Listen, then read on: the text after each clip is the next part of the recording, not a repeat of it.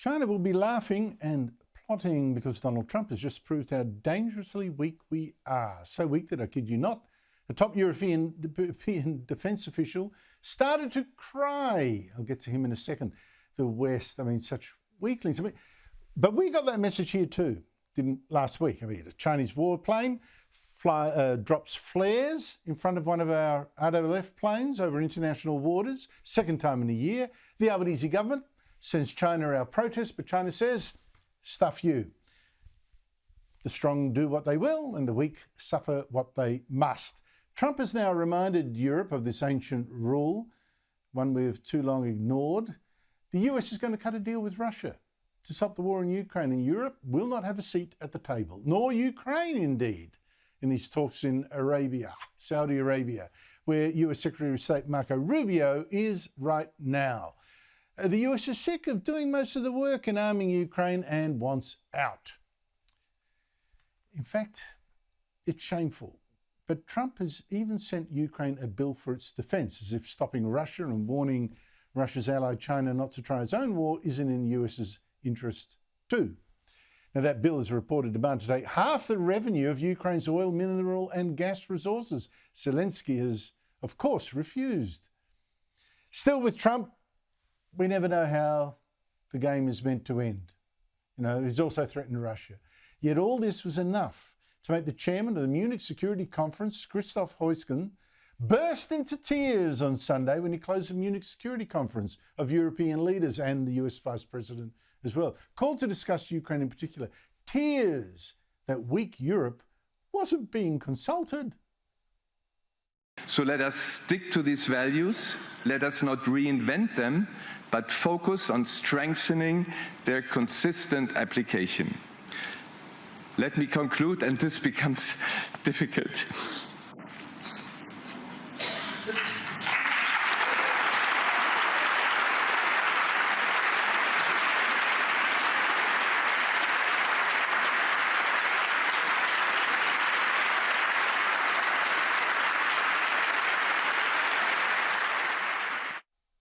Applause for tears, cheers for tears. Ukraine is above all a European problem. But European countries spend on average just 2.2% of their GDP on defence. The US spends 3.4%, and even that's way down on normal, but it's still much more than Europe. So the US has got to defend them and Ukraine as well when they don't do enough to defend themselves. Ukraine, yes, but the rest don't. Let me be brutal.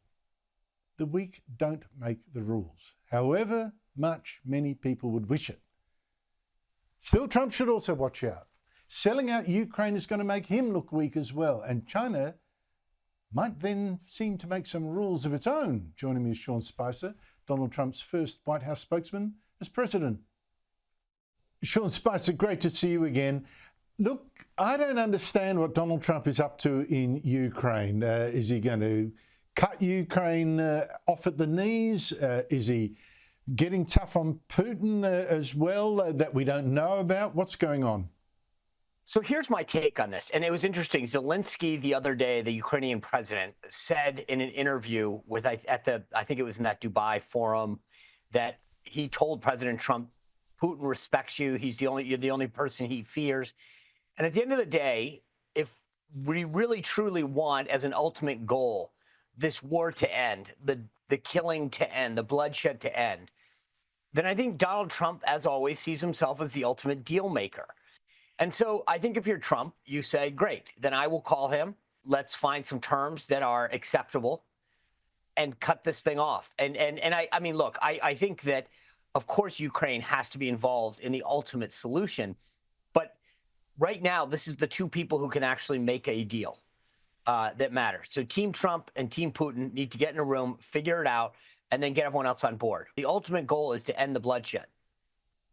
Well, yes, but also on what terms, you see. And I agree. worry that with it's that. going to be like selling out Czechoslovakia before World War II. I mean, that doesn't appease. But Andrew, at the end of the day, bad guys. Sure, and if it's a bad deal, both Europe and I'm sure Ukraine, which is the biggest, player in an ultimate solution, have to say yes. If Ukraine doesn't like the deal, they're going to say no. and reject it out of hand. But at the end of the day, especially from where the U.S. taxpayer sits, if we're going to continue to fund this, then we have a say in ultimately ending it. Not just the dollars that go over there, but the number of people whose lives are at risk, the Ukrainians especially, the number of innocent Ukrainians that have died. That if we can have a hand in creating a solution that ends that, then I'm all for it. Now, as you said, the terms matter. And Ukraine ultimately will have to abide by them and agree to them if we're going to have a true solution.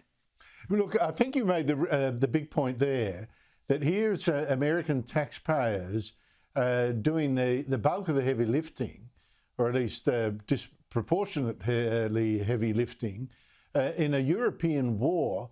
Well, you've got Europe so weak. I don't know whether you saw it, Sean, but the chairman of that Munich Security Conference talking about this, bursting into tears on Sunday night. I mean, what an example, what a symbol of Europe's weakness that he cries because they're not part of the deal making. Yeah, I mean, look, you wonder why Putin doesn't fear them or take them seriously. These are their borders. This is their continent that needs to be concerned most about this. And it's the U.S. once again to the rescue on this. If Europe really wanted to have a say in it, then step up. It's plain and simple. It's just they want to lecture everybody else. And I think that's why J.D. Vance was so right in that speech he gave on Friday. This isn't, people keep talking about the friendship. Friends don't do that to each other. They don't say, hey, we'll all go out to dinner and you'll pick up the tab every night. That's not a friend. Just look, Sean, you've seen Donald Trump up close, obviously. You would know him far better than, anyone of us, any people watching or whatever. The knock on him from the media left is that he's got this warm, fuzzy feeling for dictators like Vladimir Putin. Strong people impress him. And I wonder whether you think that is the Trump you know. What do you think how do you think he sees a war criminal like Putin? Yeah, this is where the American media largely gets it wrong. What Trump sees is a challenge more than anything else. Tell him that he can't do something, that a deal can't be struck, that a person can't be overcome. And to him, he says, bring it on. All of these people, look at where, Hillary Clinton said she had a reset button, and she presented it with him. Vladimir Putin, Obama said that, told Medvedev to go back and tell him that I'll have more flexibility when my election has come. They all bend a knee at Putin, for goodness sake. And Donald Trump comes along, and by Zelensky's own, admission to Trump, he fears him. Maybe he finds him erratic. Maybe he doesn't know, unpredictable. But the bottom line is that Donald Trump invokes a sense of strength that Putin fears. And that's what I want as an American. I want people to fear us, to fear our president. And Donald Trump brings back a level of respect that we've been, failing to show for the last 4 years in particular. Very right to remind us of Hillary Clinton's reset button and Obama on a hot mic saying, tell Putin I've got more flexibility later. But you've also forgot George W. Bush, right? When he first met Putin, saying, I've looked into his eyes, I've seen his soul, and being completely, absolutely fooled. Think about that. Right? These last three presidents of both parties have tried to basically say, I like him, I can deal with him. No one said that they were patsies for dictators. And yet Donald Trump gets up there and he says, I can get a deal with him. I can stand up to him. And they say, oh, what's his, wait a second. When Hillary Clinton brought a reset button over to him and tried to make a joke of their aggression, you think how did that go over? Where was the concern then of our media and our left? None. Very good points, but I think in the end, the proof will be in the eating. We shall see what the deal is, and then we can, I guess, fulminate or in fact praise him. We shall see. Sean Spicer, always great to talk to you. Thank you so much for your time. Absolutely, Andrew.